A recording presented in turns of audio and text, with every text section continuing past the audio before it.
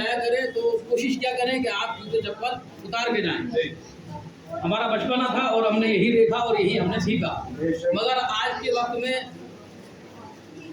जब आप जूते चप्पल उतारते थे तो किसी पुलिस वाले की हिम्मत ये नहीं होती थी कि किसी कलम के या जरी के पास पहनता।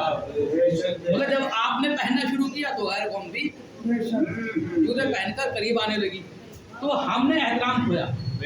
दूसरी कौम की गलती नहीं है, तो हमें चाहिए कि हम अपनी कमियों को दूर करें। मैंने जिस आयत करीमा को आपके सामने तिलावत करने का शर्फ हासिल किया, यह आयत सूरह बकरा यानी कि कुरान मजीद का दूसरा सूरा है और उसकी आयत नंबर 30 है। इस आयत का आगाज दो हरफी लफ्ज़ से हो रहा है, अलिफ और लाल। ये दो हरफी लफ्ज़ कुरान मजीद में जहाँ जहाँ पर भी आया है, जिस जिस जगह पर भी आया है, जिस जिस मुकाम पर भी आया है, तो अल्लाह ने अपने प्यारे हबीब को, अपने रसूल को, अपने नबी को, अपने पैगंबर को माजी ज़माना याद दिलाया, गुज़रा हुआ ज़माना याद दिलाया है। एक वाक़या हो चुका, एक घटना गुजर चुकी, एक काम हो चुका, उसको याद दिला रहा है। जहाँ जहाँ पर भी ये दो हरफी लफ्ज़ आया है तो अल्लाह इस आयत में क्या याद दिला रहा है कि ए मोहम्मद, ए हबीब, ए पैगंबर, ए पैगंबर, ए आमना के चांद, ए अब्दुल्ला के बेटे, ए अबू तालिब के भतीजे, ए फातिमा बिन्त ज़हरा के जिगर के टुकड़े, ए अली के बड़े भाई, ए फातिमा के बाप, ए हसनैन के नाना। वो वक्त याद करें, वो टाइम याद करें, वो साथ याद करें, वो घड़ी याद करें, वो लम्हा याद करें, वो पीरियड याद करें, वो ज़माना याद करें कि जब हमने फरिश्तों से कहा कि हम ज़मीन पर एक खलीफा बनाएंगे, एक नुमाइंदा बनाएंगे, एक बशर बनाएंगे, एक आदमी बनाएंगे। यानी कि अल्लाह भी बना नहीं रहा है, अल्लाह ने ऐलान किया फरिश्तों के दरमियान। किसके दरमियान ऐलान किया? फरिश्तों के दरमियान कि हम ज़मीन पर एक खलीफा बनाएंगे। अभी बनाया नहीं है, ऐलान किया कि हम ज़मीन पर एक खलीफा बनाएंगे। और इस ऐलान को याद किसे दिला रहा है? मोहम्मद को। क्या मोहम्मद उस वक्त तो याद करे कि जब हमने फरिश्तों से कहा कि हम ज़मीन पर एक खलीफा बनाएंगे। इस ऐलान में और आदम का पुतला बनाने में 14,000 साल का फासला है। यानी अभी आदम बने भी नहीं, मोहम्मद मौजूद। अभी आदम बने नहीं, मोहम्मद मौजूद। यानी कि जब आदम बन रहे थे तो मोहम्मद देख रहे थे, जब आदम वजूद में आ रहे थे तो मोहम्मद देख रहे थे, जब आदम का पैकर तैयार हो रहा था तो मोहम्मद देख रहे थे। और बनना और देखना तो क्या, अरे छोटा भाई नहीं बना रहा था, बड़ा भाई मोहम्मद देख रहे थे। सलावत भेजे मोहम्मद वाले।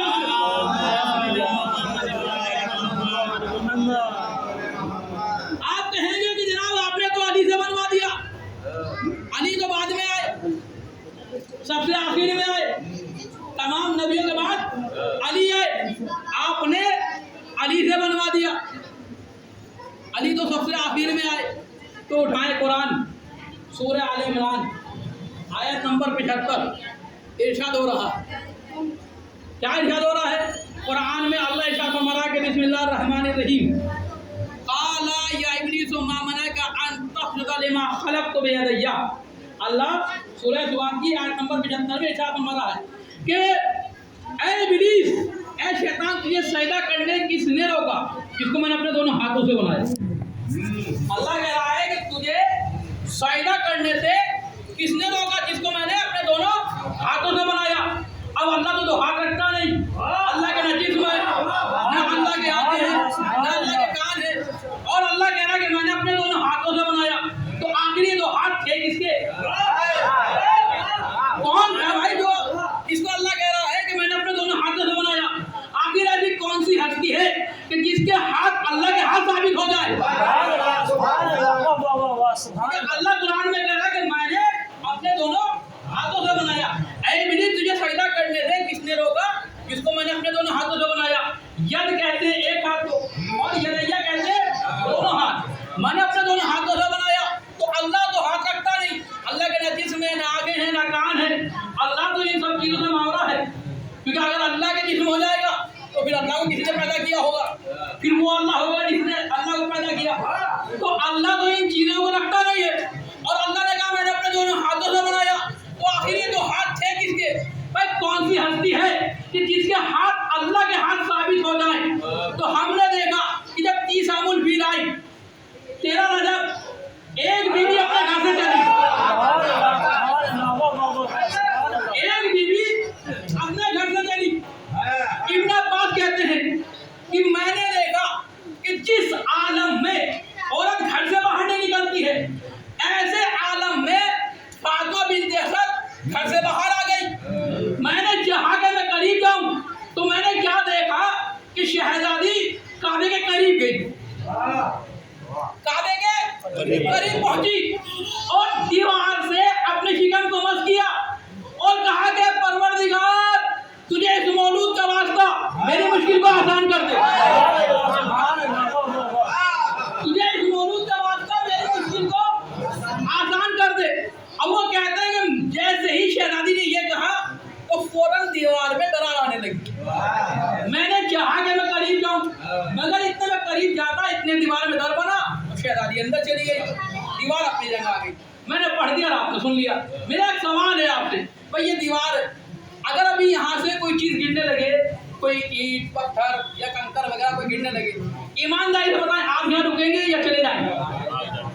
आप सब कहाँ जाएंगे? फौरन बाहर चले जाएंगे। और मैंने हाथों को जोड़ा कि शहजादी जब दीवार में दरार आ रही थी तो आप पीछे क्यों नहीं हटी? तो शहजादी का जवाब है, नादान तू नहीं जानता, कर्रार की माँ और फर्रार के बारे।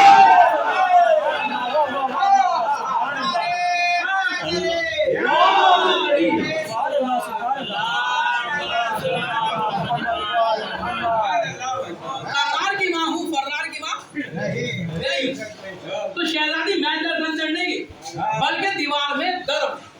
इसी पर किसी शायर ने क्या खूबसूरत कहा है कि हैराती फातिमा की हरम में किधर से जाएं, हैराती फातिमा की हरम में किधर से जाएं, दीवारे काबा बोली के बीबी किधर से आए। हैराती फातिमा की हरम में किधर से जाएं, दीवारे काबा बोली की बीबी इधर से आए, गैरों के वास्ते है कि वो आए तो दर से आए, लेकिन जो अहले बैत चाहे जिधर से आए, लेकिन जो अहले बैत चाहे जिधर से आए, अरे शादी उसी से होगी जनाबे बतूर की, बेटा खुदा के घर का बेटी रसूल के, बेटा खुदा के घर का, बेटा खुदा के घर का हो, बेटी रसूल की। अच्छा, हज़रत अली की विलादत से पहले खाना काबा में गुजरत क्यों हुई? खाना काबा में गुजरत क्यों हुई?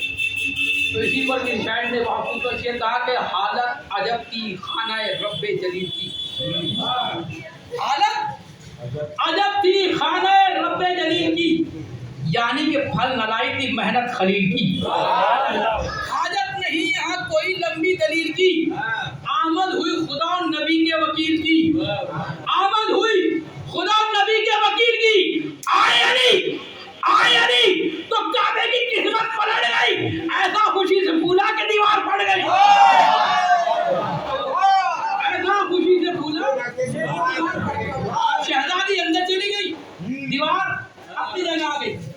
इब्न अब्बास जनाब अबू तालिब के पास आए, कहा कि गजब हो गया। कहा क्या हुआ?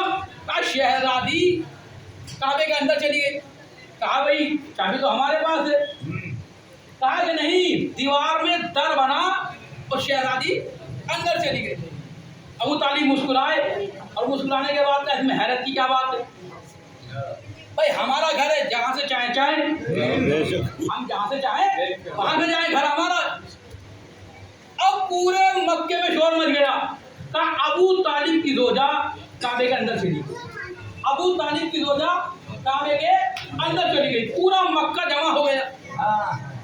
अब जनाब अबू तालिब चाबी लाए, ताला खोलते हैं, ताला खुलता नहीं है। एक रोज गुजर गया, दूसरा रोज गुजर गया, तीसरा रोज आया तो किसी साहब ने कहा भाई ताले को तोड़ दिया जाए, ताले को तोड़ दिया जाए। तो वहीं पर रसूल खुदा खड़े थे। रसूल खुदा ने अपने चचा से कहा कि चचा इनसे कह दो शरीफ लोग ताले को नहीं तोड़ते,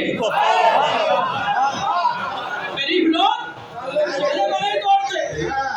अब जहां से शहजादी गई थी वहीं से बाहर आई, जहां से गई थी वहीं से बाहर आई, दीवार अपनी जगह हो गई, शहजादी बाहर आई। अब शहजादी आगे बढ़ी, रसूल ने कहा कि लाओ इस बेटे को मुझे दो। शहजादी ने अली को रसूल के हवाले किया, इमामत को रिसालत के हवाले किया, और ये कहते हुए हवाले किया कि जब से ये बच्चा दुनिया में आया है इसने अपनी आंखें नहीं खोली। अब जैसे ही इमामत रिसालत की आगोश में गई तो फौरन इमामत की आंखें खुली और सबसे पहली रियात रिसालत की। अब रसूल, आपने देखा होगा कि जब कोई बच्चा पैदा होता है तो लोग सवाल करते हैं किस पर है, किस पर है, बच्चा किस पर है, भाई हर जगह सवाल होता है ना। अब वहाँ भी सवाल हुआ कि भाई बच्चा किस पर है। अब अगर बच्चा दधियान में पैदा होता है तो दधियान वाले कहते हैं दादा पर है, चचा पर है, बाप पर है, भाई पर है। और अगर ननिहाल में जाओ तो ननिहाल वाले क्या कहते हैं कि नाना पर है, मामू पर है, खाला पर है। मगर बच्चा ना दधियान में पैदा हुआ ना ननिहाल में पैदा हुआ। क्या सुनाया, ना दधियान में पैदा हुआ ना ननिहाल में पैदा हुआ, बच्चा पैदा हुआ अल्लाह के घर में। और लोगों ने सवाल किया भाई बच्चा किस पर है, बच्चा किस पर है। तो मोहम्मद खामोश थे तो अल्लाह ने जिब्रील को भेजा, जिब्रील जाओ मोहम्मद से कह दो इसकी आँख ऐनुल्लाह, इसका चेहरा वजहुल्लाह, इसके हाथ यदुल्लाह, यानी इसकी आंखें अल्लाह की आंखें हैं, इसके हाथ अल्लाह के हाथ है, इसका नफ्स अल्लाह का नफ्स है, इसका चेहरा अल्लाह का चेहरा है। अब मालूम हुआ कि जनाब आदम का पुतला अली ने बनाया। सलावत भेजे मोहम्मद वाले मोहम्मद।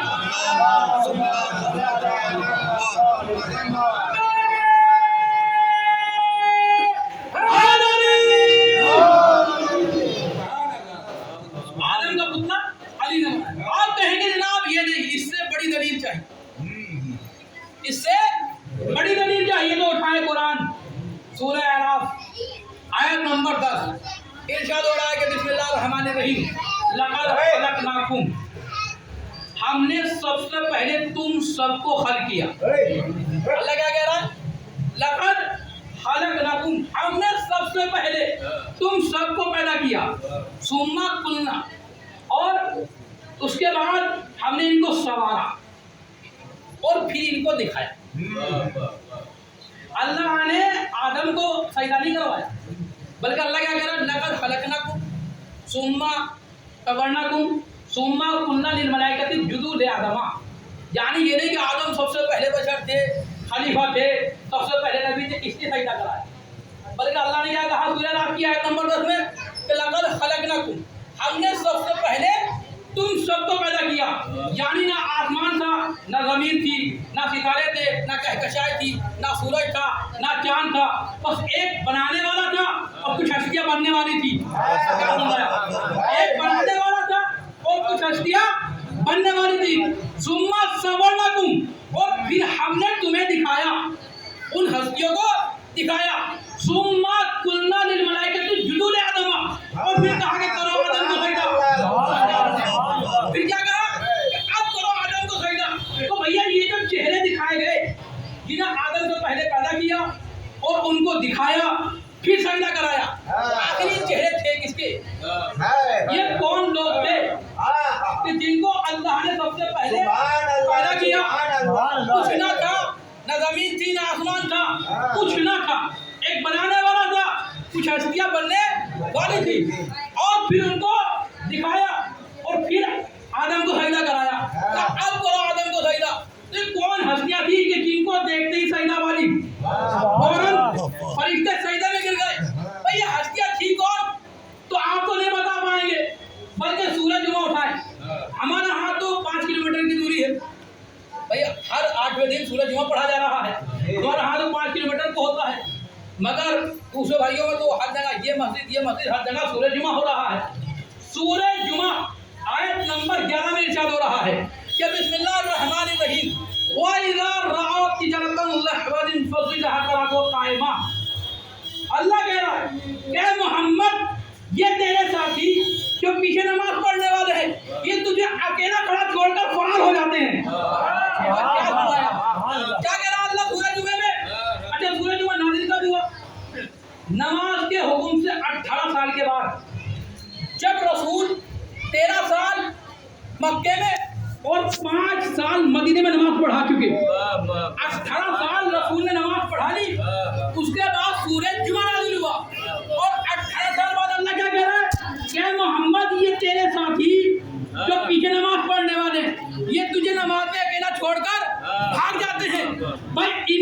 थी भागने की,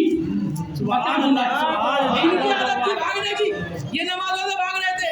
जब कोई बंदर बेचने आता है तो ये बंदर खरीदने चले आते हैं, और ये इनकी आदत थी भागने की। अब इमाम हुसैन लोग देख रहे थे कि मेरे नाना को छोड़कर फरार हो जाते हैं, ये मेरे नाना को नमाज में छोड़कर भाग जाते हैं, फरार हो जाते हैं। इमाम हुसैन से बर्दाश्त न हुआ। इमाम हुसैन अपनी माँ की आंखों से उतरे, मस्जिद नबवी में आए, मजमे को चीरते हुए रसूल की पुष्ट पर आए। रसूल का रुख था किबले की तरफ और हुसैन रुख करके बैठे मजमे की तरफ। क्या सुनाया? रसूल का रुख था किबले की तरफ, हुसैन रुख करके बैठे मजमे की तरफ। अब इनकी थी आदत भागने की, ये मैदानों से भाग रहे थे। अब जैसे इन्होंने चेहरा उठाया तो हुसैन को देखा, फौरन सजदे में गिर गए, फौरन सजदे में गिर गए। अब समझ में आया कि अल्लाह ने जिन लोगों के चेहरे दिखाए वो इन्हीं शेरों के चेहरे थे, वो इन्हीं लोगों के चेहरे थे। इमाम हुसैन को देखती सजदे में गिर गए। अब मुझे चैलेंज है पूरे लोगों से, अब मुझे आप ये दिखा दें कि जब से इमाम हुसैन पुश्त रसूल पर आए उस दिन से लेकर आज तक कोई किसी को नमाज में छोड़कर भागा हो? इन्हें आज भी डर है कि कहीं हुसैन पुश्त पर न बैठे हों। सलावत भेजे मोहम्मद वाले।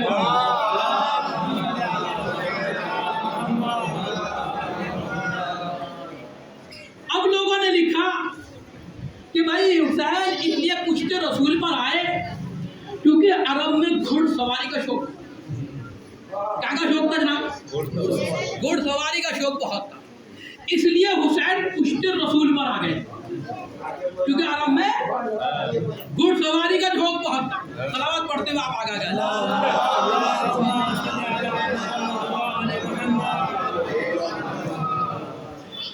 लोगों ने क्या लिखा कि हुसैन इसलिए पुश्त रसूल पर आ गए कि अरब में घुड़सवारी का शौक बहुत था। हमने कहा जनाब अगर घुड़सवारी का शौक था तो नाना तो महराम में था, पूरा अस्तबल मौजूद था, किसी पुश्त पर बैठ जाते। मगर हुसैन ने सबको छोड़ा, पुश्त रसूल पर आए। एक मर्तबा सुबहान रब्बिल आला पे हमदे कहना वाजिब, तो 7 मर्तबा मुस्तहब, और 7 से ऊपर कहा तो नमाज बातिल। 1 मर्तबा वाजिब और 7 मर्तबा मुस्तहब। मगर रसूल ने कितनी मर्तबा कहा? 70 मर्तबा। अब है कोई जो कह दे रसूल की नमाज बातिल है, मगर लोगों ने क्या कहा कि अगर नमाज में गैरुल्लाह का तसव्वुर भी आ जाए तो नमाज बातिल।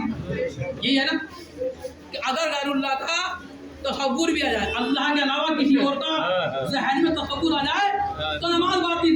अब मेरा सवाल है कि जब पुश्त रसूल पर हुसैन बैठे थे तो आप ईमानदारी से बताएं कि रसूल के ज़हन में हुसैन थे या नहीं थे? भाई पुश्त पर है हुसैन, तो आप ये बताएं कि रसूल के ज़हन में हुसैन थे या नहीं थे? तो मालूम ये हुआ कि अगर अहले बैत नमाज में भी आ जाए, इबादत में भी आए तो इबादत बढ़ जाती है, घटती नहीं है। सलावत भेजे मोहम्मद वाले मोहम्मद।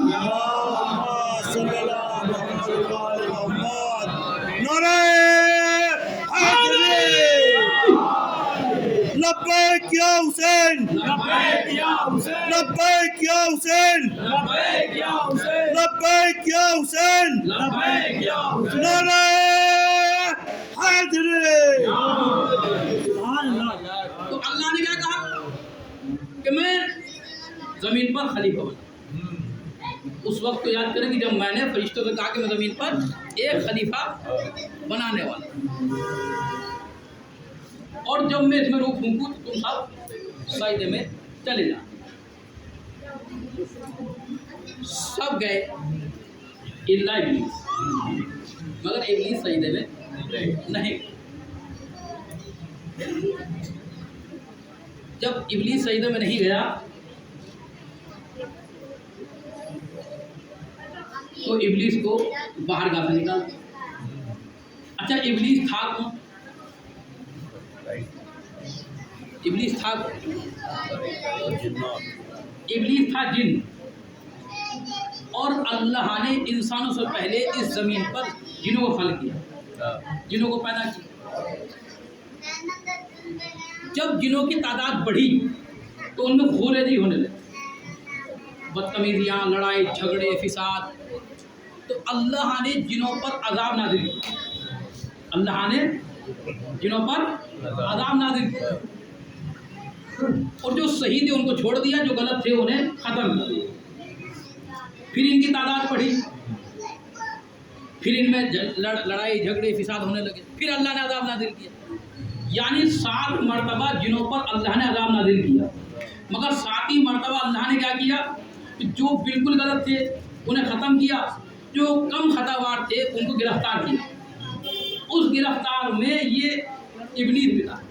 इसका नाम क्या था असल में? अज़ाज़ील। क्या नाम था? अज़ाज़ील। ये अज़ाज़ील गिरफ्तार हुआ और ये कैद में था। इसने क्या काम किया? इसने अल्लाह की इबादत शुरू कर दी, सजदे पे सजदे करने शुरू कर दिए। बस सजदे पे सजदा, सजदे पे सजदा, अल्लाह ही अल्लाह, हर वक्त अल्लाह ही अल्लाह। अब जो पहली सब के फरिश्ते थे उनकी नज़र इस पे पड़ी, कहा भाई ये तो बहुत बड़ा आबिद है, असल में तो इसे हमारी सफ़ों में होना चाहिए। अब जिन फरिश्तों ने कभी अल्लाह से कुछ मांगा ही नहीं था, पहली बार उन्होंने ज़बान खोली और कहा कि परवरदिगार इसको हमारी सफ़ में भेज दे, इसको हमारी सफ़ में भेज दे। अल्लाह ने फरिश्तों की बात को माना और अज़ाज़ील को पहली सब के फरिश्तों में भेज दिया। इसने वहाँ भी कंटिन्यू इबादत जारी रखी, सजदे पे सजदे, सजदे पे सजदे करता रहा, अल्लाह ही अल्लाह। उनसे अफजल जो फरिश्ते थे उन्होंने देखा बड़ा आबिद है, उन्होंने दुआ की कि परवरदिगार हमारी सफ़ में भेज दे, अल्लाह ने उनकी सफ़ में भेज दिया। यानी होते होते 7वीं सफ़ में चला गया, सबसे अफजल सफ़ में चला गया। मगर इसने वहाँ भी कंटिन्यू इबादत को जारी रखा, वहाँ भी अल्लाह की इबादत को जारी रखा। तो तमाम फरिश्ते अल्लाह की बारगाह में आए, कहा कि परवरदिगार इसको हमारा हाकिम बना दे,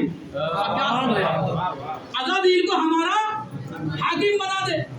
अल्लाह ने दुआ कबूल की और फरिश्तों का हाकिम बना। अब ये इब्लीस है, ये हुक्म दिया करता था, फरिश्ते काम किया करते थे। अज़ाज़ील हुक्म देता था और फरिश्ते काम किया करते थे। अब इसको बना दिया हाकिम, इसको फरिश्तों का हाकिम बनाया। तमाम फरिश्तों की नज़र एक लफ्ज़ पे पड़ी, इब्लीस। लोहे महफूज पर लिखा हुआ था इब्लीस। इब्लीस कहते हैं अल्लाह की बारगाह से मायूस होने वाले को, जो अल्लाह की बारगाह से मायूस हो जाए। तमाम फरिश्ते घबराए और घबराने के बाद अपने हाकिम के पास आए। सलावत भेजे मोहम्मद वाले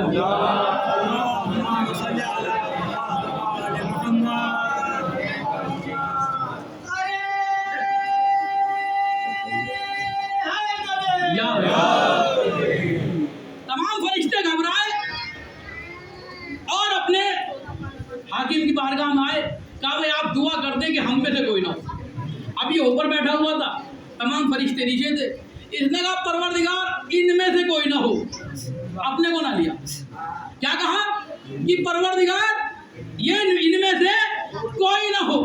पर अल्लाह ने जब देखा कि इतना गुरूर आ गया तो अल्लाह ने आदम का पुतला तैयार किया।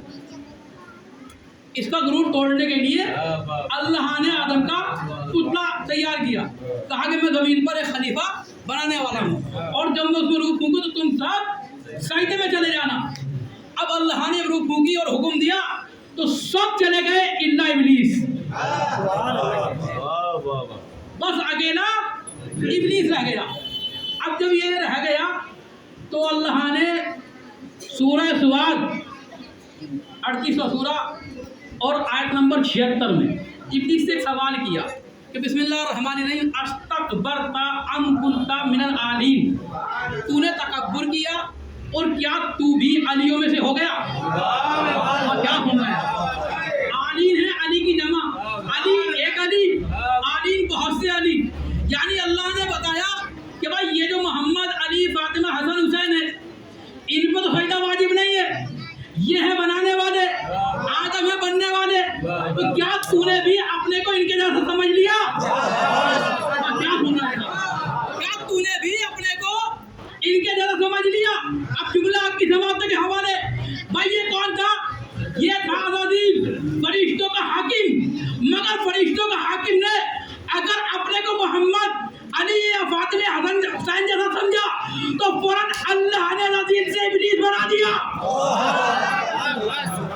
फरिश्तों का हाकिम अगर अपने को पंजतन के बराबर समझे तो फौरन इब्लीस हो जाए। और आज का मुल्ला मौलवी कह रहा है मोहम्मद हम जैसे।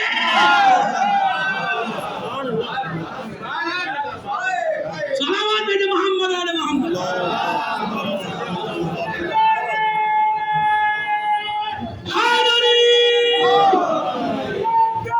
अली अली अली अली अली अली अली अली अली अली अली अली अली अब्बास का बाबा अली अली मुश्किल में पुकारा अली अली बेसहारा का साला अली अली गिरते का संभाले अली अली मरते को बचा ले अली अली जाते के हवाले अली अली काबिल के हवाले अली अली या दिल से हवाले अली अली दुआ की दुआएं अली अली बेटा की दुआएं अली अली बाबा की दुआएं अली अली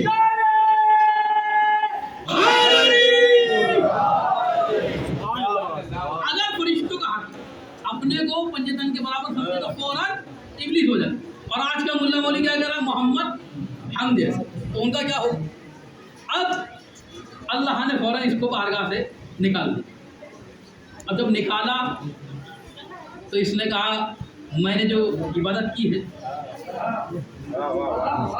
कितनी इबादत की? 6000 साल आसमानी इबादत की। अगर वहाँ की 1 मिनट देखी जाए तो कई सौ साल के बराबर, यानी 6000 साल आसमानी इबादत की। मगर एक सजदा नहीं किया तो फौरन अल्लाह ने इब्लीस बना दिया, बाहरगाह से निकाल दिया। इसने कहा मैंने जो इतनी इबादत की है उसका क्या होगा? कहा वो जो मांगना है मांग ले।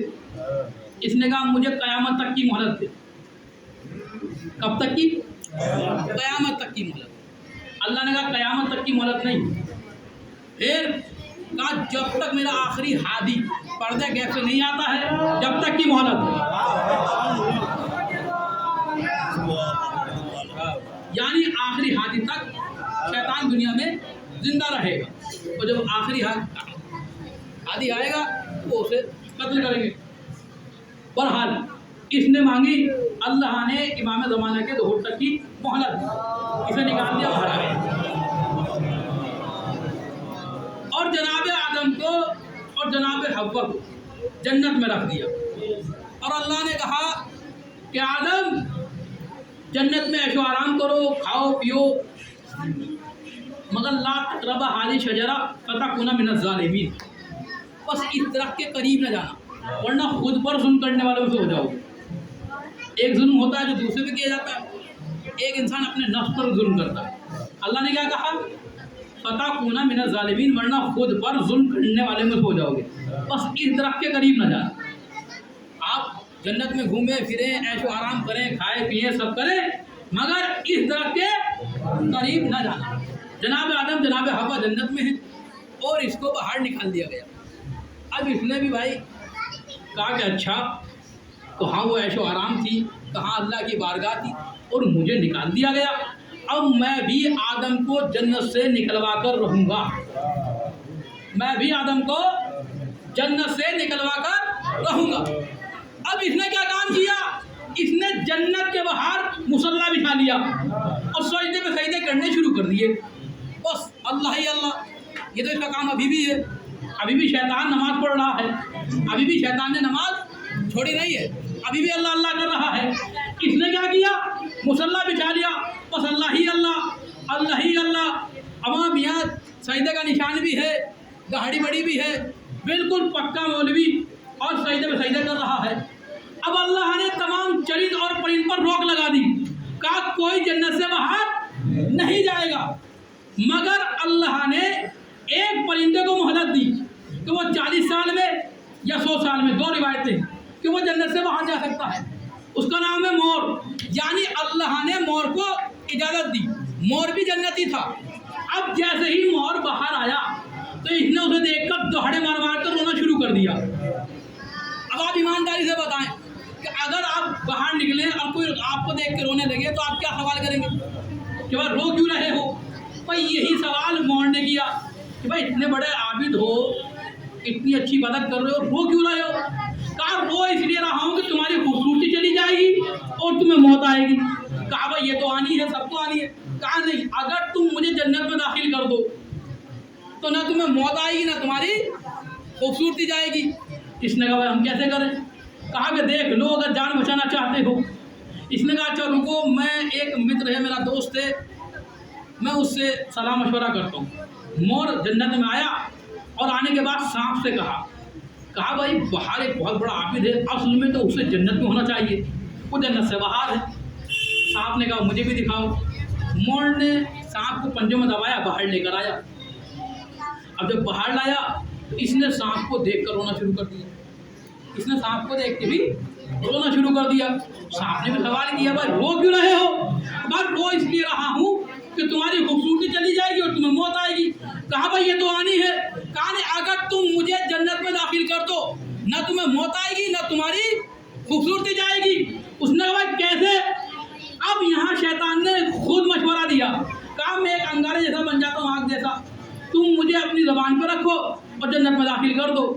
अब सांप ने अपनी ज़बान पर बिठाया, मोर ने पंजों में दबाया और जन्नत में दाखिल किया। रिजवान जन्नत ने रोकना भी चाहा तो अल्लाह ने हुक्म दिया कि नहीं जाने दो, जिसे हमने पहला खलीफा बनाया है कम से कम उसका इम्तहान तो हो जाए। इसको पहला खलीफा बनाया है, उसका इम्तहान तो हो जाए। अब जाने दिया। अब ये जब अंदर पहुंचा तो इसने फिर से अपना वेश बदला और लंबी दाढ़ी, सजदे का निशान भी है, हाथ में तस्बीह भी है, और ये रोता हुआ जनाब आदम के करीब पहुंचा। जनाब आदम ने कहा भाई लग तो रहे हो कि बड़े आबिद हो, मगर वो क्यों रहे हो? कहा वो इसलिए रहा हूँ कि तुम्हारी खूबसूरती चली जाएगी और तुम्हें मौत भी आएगी। जनाब आदम ने कहा भाई ये तो आनी है। कहा कि नहीं, अगर तुम इस दरख्त का फल खा लो तो ना तुम्हारी खूबसूरती जाएगी और ना तुम्हें मौत आएगी। ना तुम्हारी खूबसूरती जाएगी ना तुम्हें मौत आएगी। जनाब आदम नबी भी है, खलीफा भी है। जनाब आदम ने कहा भाई ठीक है, तुम्हारी बात अपनी जगह ठीक है, मगर हमें अल्लाह ने मना किया है, हम नहीं खाएंगे। जनाब आदम हट गए। इसने क्या काम किया? इसने जनाब हव्वा को बहकाना शुरू कर दिया। कहा कि बीबी अगर तुम इस दरख्त का फल अपने शोहर को खिला दो और आप भी खा लो तो ना कभी खूबसूरती जाएगी और ना कभी मौत आएगी। अब कौन जोजा है जो चाहे कि मेरा शोहर मर जाए? कोई हर बीवी चाहती है मेरा शोहर जिंदा रहे। और क्या सुन रहे हैं आप? कोई हर बीवी चाहती है कि मेरा शोहर जिंदा रहे। पर जनाब हव्वा ने इसरार किया, खुद भी खाया और जनाब आदम को भी खिलाया। तो क्या सुन रहे हैं आप? खुद भी खाया और जनाब आदम को भी खिलाया। और अल्लाह ने वहीं से कानून बना दिया कि देखो बीवी से सलाह मशवरा जरूर करना, मगर बीवी की बात पर अमल ना करना।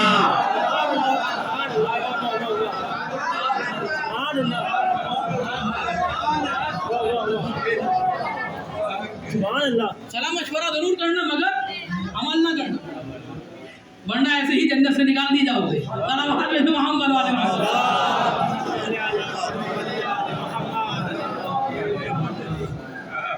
जन्नत से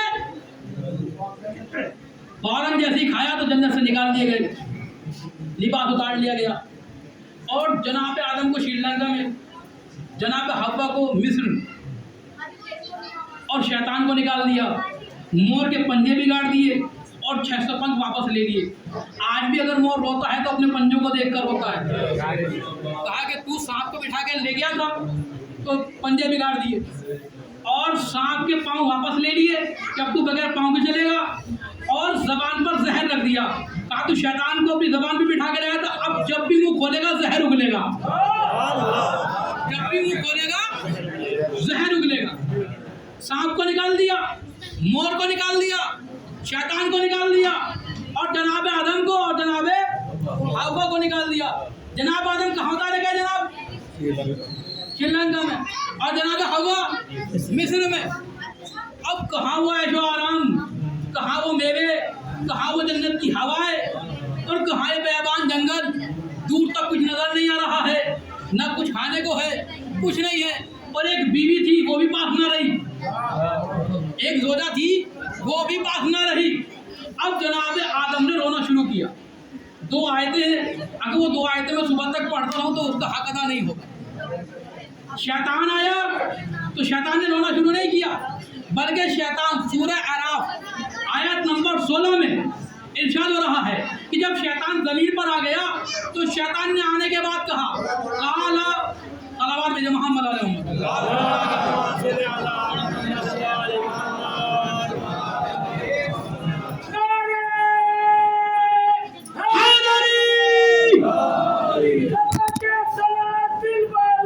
अली मौला, अली मौला, नबी वाली पलक वाला, अली मौला, अली मौला, चली तलवार पर सब वाला, अली मौला, अली मौला, ठोकर खा के मुर्दा वाला, अली मौला, अली मौला।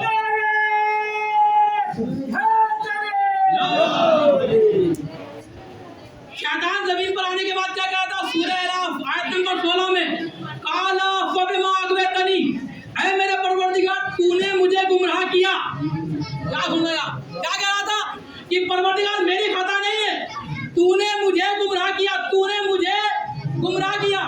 और सूरह अराफ आयत नंबर 23 में जनाब आदम जब जमीन पर आए तो जनाब आदम ने जनाब हव्वा ने क्या कहना शुरू किया?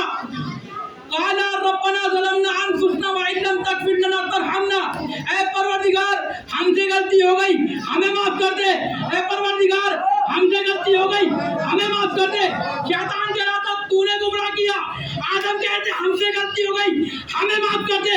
तो जो अपनी गलती को अपनी तस्लीम करे वो आदम की औलाद है, जो अपनी गलती अल्लाह पर डाल दे शैतान की औलाद है।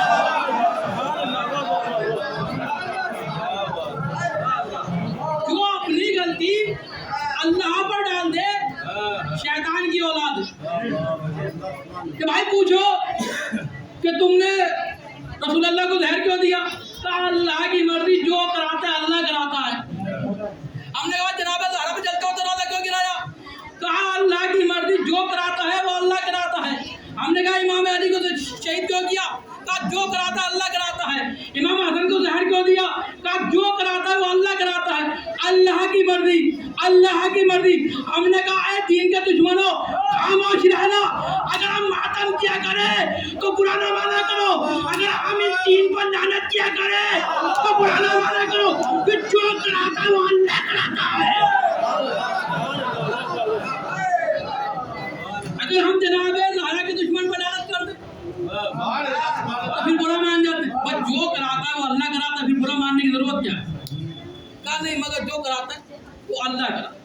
यानी यजीद को बचाने के लिए जितने भी लानतुल्लाह अलैह उन सबको बचाने के लिए ये एक फिक्रा बनाया जो ना कुरान में है ना 14 के फरमान में है, कि जो कराता है वो अल्लाह कराता, क्योंकि ऐसा कहीं नहीं है। अब जनाब आदम को उतार दिया, कहाँ उतरे जनाब? श्रीलंका में। जनाब हव्वा मिस्र में है। अब जनाब आदम रो रहे हैं कि परवरदिगार हमें माफ़ कर दे, हमारी गलती हो गई। तारीख कहती है कि 40 साल तक, एक रिवायत कहती है कि 100 साल तक आदम रोते रहे कि परवरदिगार हमें माफ़ कर दे, हमें माफ़ कर दे। जब 100 साल हो गए तो अल्लाह को रहम आया, अल्लाह ने जिब्रील को भेजा कि जिब्रील जाओ और आदम को तौबा का तरीका बताओ, तौबा का तरीका बताओ। जिब्रील आए, आने के बाद कहा कि आदम तौबा ऐसे कबूल नहीं होगी, तौबा ऐसे कबूल नहीं होगी, बल्कि आदम कहो कि परवरदिगार तू महमूद है, मोहम्मद का वास्ता, फातिर है तुझे फातिमा का वास्ता, तू आला है तुझे अली का वास्ता, तू कदीमुल एहसान है तुझे हसन का वास्ता, तू मोहसिन है तुझे हुसैन का वास्ता। परवरदिगार मेरी खता को माफ़ कर दे। अब तारीख बताती है कि जैसे ही जनाब आदम सबके बाप आदम ने पंजे तन को अपना वसीला बनाया तो अल्लाह ने तौबा कबूल कर ली, अल्लाह ने तौबा कबूल कर ली। मैंने पढ़ दिया और आपने सुन लिया। अरे जब बगैर पंजतन के वसीले के आदम की तौबा कबूल नहीं होती, तो हम जैसे गुनाहगारों की तौबा।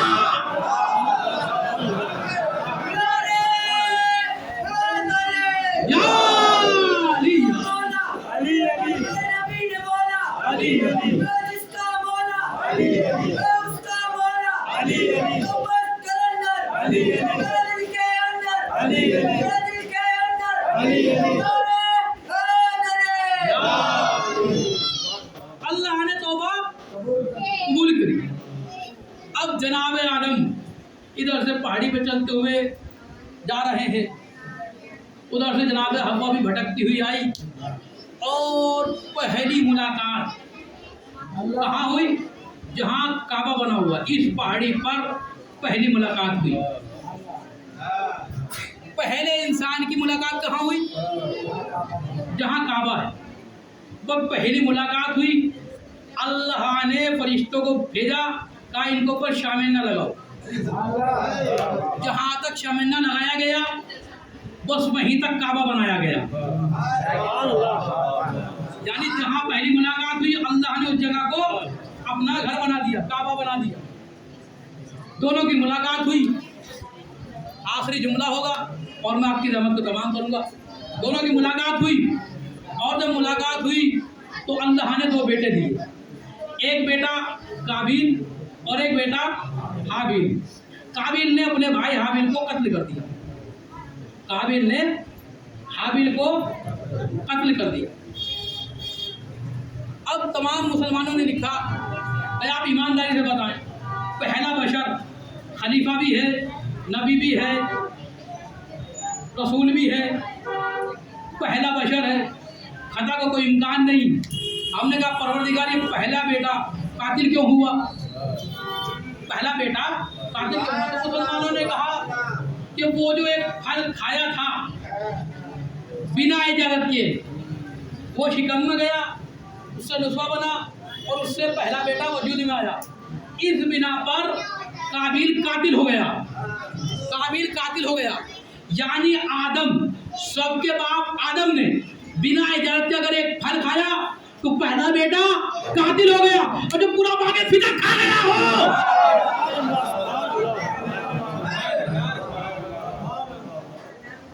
अगर आदम एक फल खा ले तो पहला बेटा कातिल हो गया, पूरा बागे फिजा खा।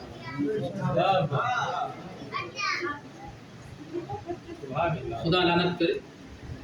तारीख बताती है कि शहजादी मुसलसल 4 घंटे, 2 रिवायत, और एक रिवायत में 7 घंटे मुसलसल खड़ी है। किसी ने ये भी ना कहा कि बैठ। अज़ादारों, जब शहजादी को मुसलसल 4 घंटे हो गए, क्योंकि आज शब शहादत है जनाब मोहसिन की, कल पहली रबीउल अव्वल है, और जलता हुआ दरवाज़ा शहजादी के ऊपर